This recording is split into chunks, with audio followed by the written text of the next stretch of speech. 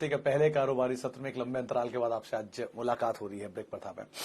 खैर, मार्केट्स में पिछले 2 हफ्ते के दौरान बहुत कुछ हुआ, तो मैं वहीं से ही शुरू करता हूं।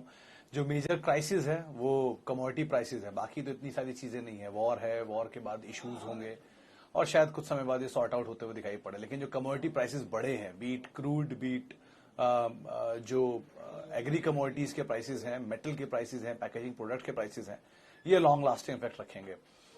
मिसाल के तौर पर कोई भी कंपनी, क्योंकि क्रूड तो हर जगह ही इस्तेमाल होगा बतौर फ्यूल, इधर इस्तेमाल होगा या फिर आप उसे बाकी इनपुट कॉस्ट के तौर पर देख लें, तो मेजरली क्रूड डेरिवेटिव्स या जो बाकी प्राइसेस हैं उसका इम्पैक्ट कंपनियों की इनपुट कॉस्ट के ऊपर आएगा, जो फर्दर पास ऑन करेंगी। तो वो कंपनियों के मार्जिन को हिट करेगा और शायद बाजार उसी को डिस्काउंट कर रहा है। इतनी ज्यादा जो गिरावट देखने को मिली उसी की वजह है। आज के लिए इंडिविजुअल अगर मार्केट्स की बात किया तो आज तो ठीक ठाक मार्केट की तेजी रही, जिसमें बाजार में आपको तेजी दिखाई पड़ेगी एटलीस्ट फ्रंट लाइन इंडेक्स में। निफ्टी बैंक तेजी में था, आईटी इंडेक्स तेजी में था, ऑटो इंडेक्स तेजी में था। बैंक्स ऑब्वियसली बात है, एक बढ़िया शॉर्ट कवरिंग वहां रही, हैवी वेट्स में पार्टिसिपेशन आया।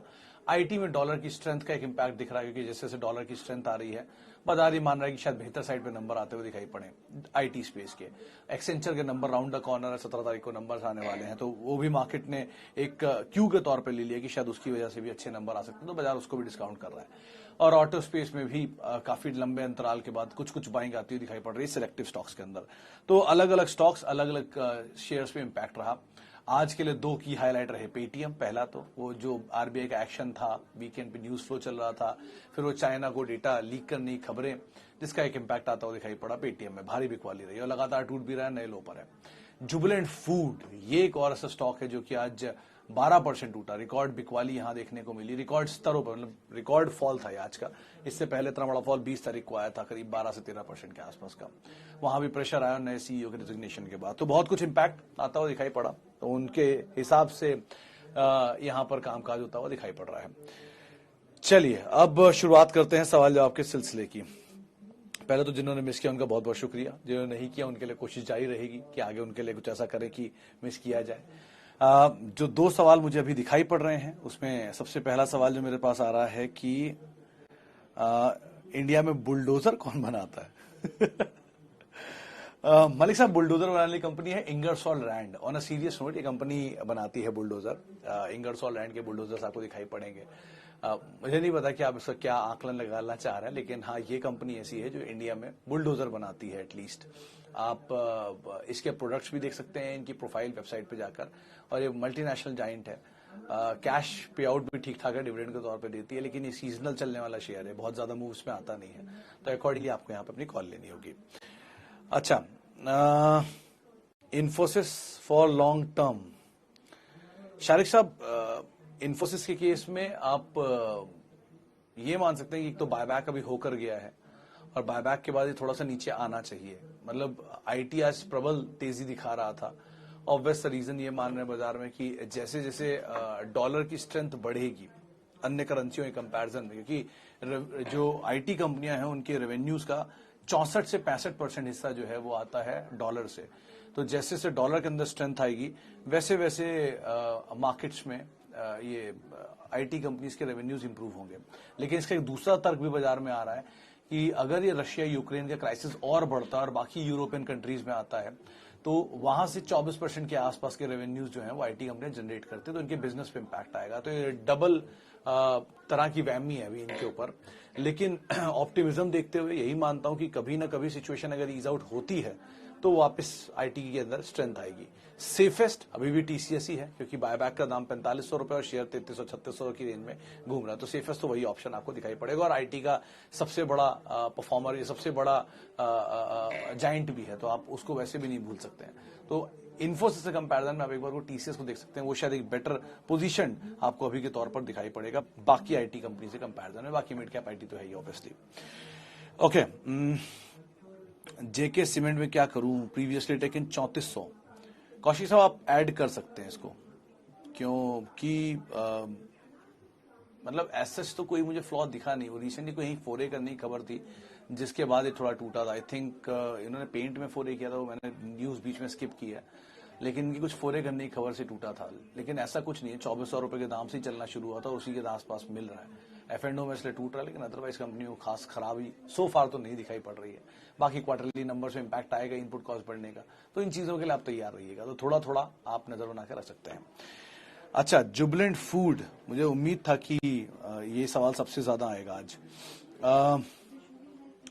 देखिए सर, जुबिलेंट फूड के लिए 2-3 चीजें मैं आपको तर्क और कुतर्क के तौर पर सामने रख देता हूं। सबसे पहले तो ये अभी भी देश की सबसे बड़ी पिज्जा बेचने वाली कंपनी है। ग्लोबली 35 पिज्जा पर सेकंड बेचती है डोमिनोज।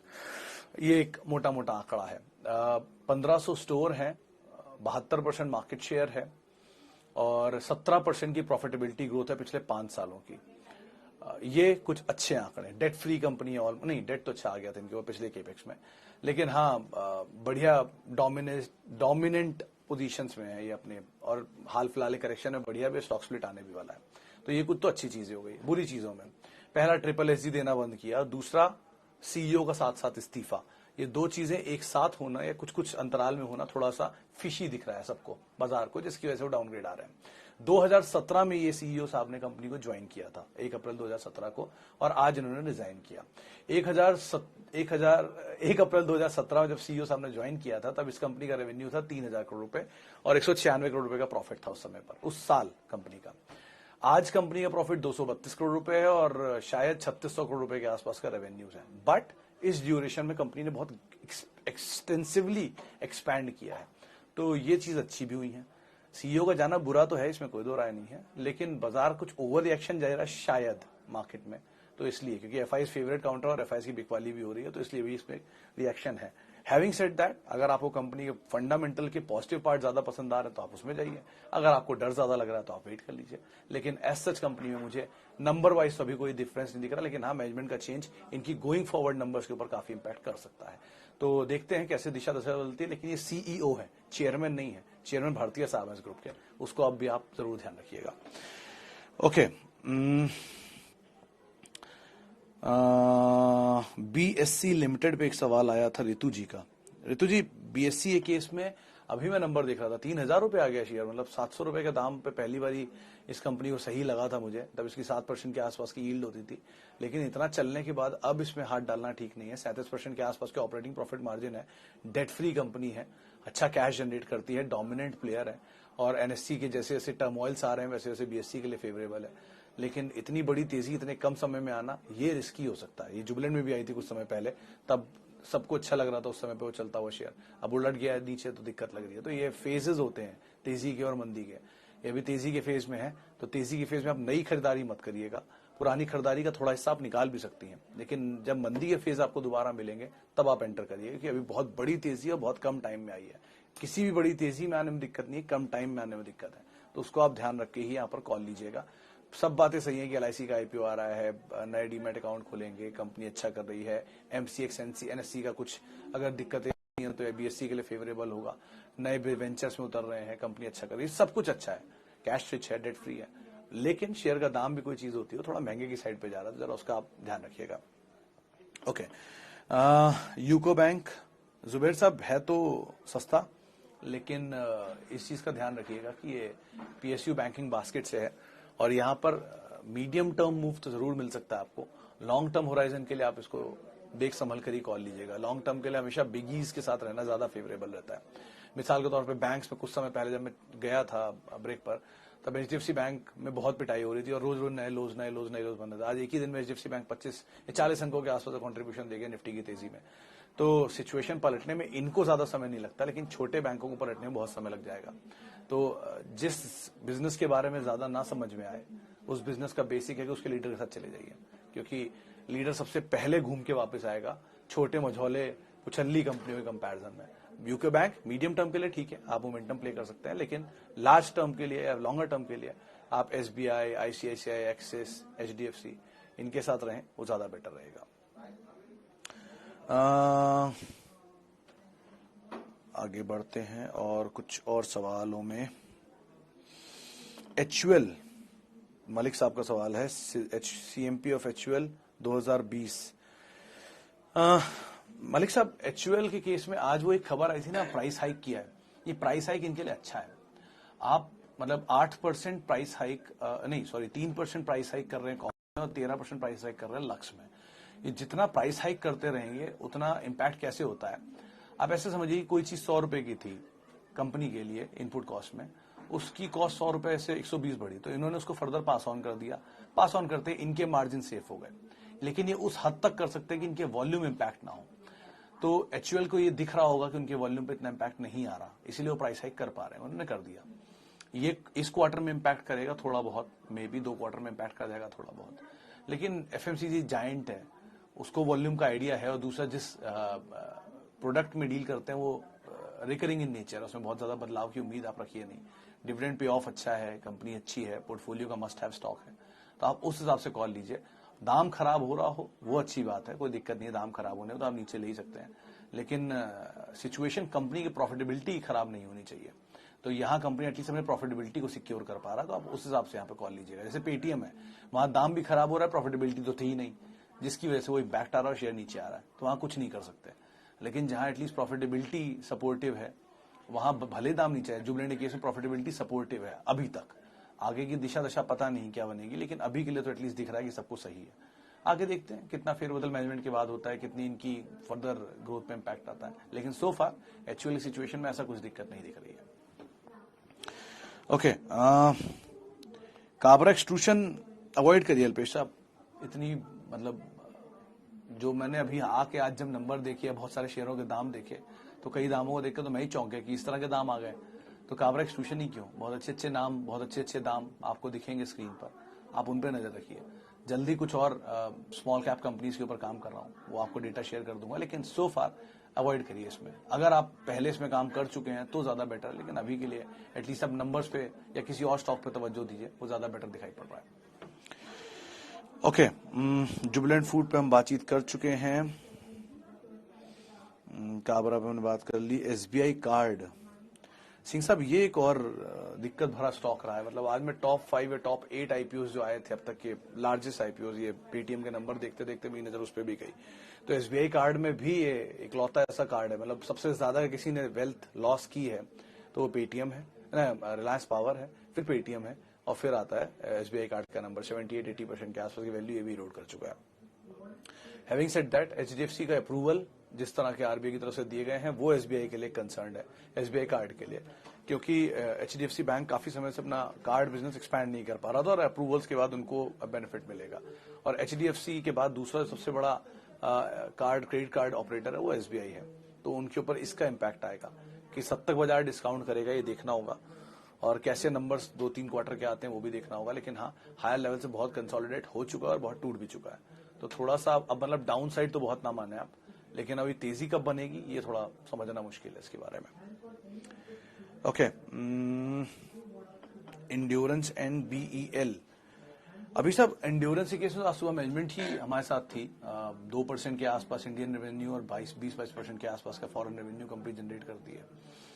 ठीक कारोबार है, कंपनी ने अपने जो एक्सपेंशन प्लान बताए थे वो भी अच्छे ही बता रहे थे, लेकिन सिचुएशन सिनेरियो के हिसाब से भी आप कॉल लीजिए। एक्सपोर्ट मार्केट पे अभी एटलीस्ट रिलाय ऑटो में मत करिए, क्योंकि टर्मोइल्स आपको पता ही है किस तरह के चल रहे हैं यूरोपियन मार्केट्स में, और यूरोप की ही सबसे बड़ी 2 जनरल जर्मन जाइंट्स ही गाड़ियों के ज्यादातर ऑर्डर्स जो हैं वो डिस्प्लेस करती हैं।